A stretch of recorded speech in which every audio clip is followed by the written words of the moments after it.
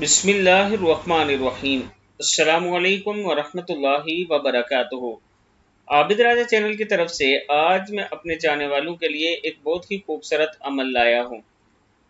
حضور اکرم صلی اللہ علیہ وآلہ وسلم کے ہاتھوں جنت میں داخل۔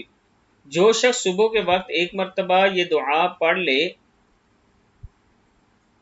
صرف صبح کے وقت آپ نے یہ چھوٹی سی دعا ایک مرتبہ پڑھنی ہے۔ اس کا کیا فائدہ ہے، اس کی کیا فضیلت ہے، دعا کے بعد میں آپ کو بتاؤں گا۔ چھوٹی سی دعا ہے، بسم اللہ الرحمن الرحیم، رضیت باللہ ربا وبالاسلام دینا وبمحمد صلی اللہ علیہ وسلم نبیہ۔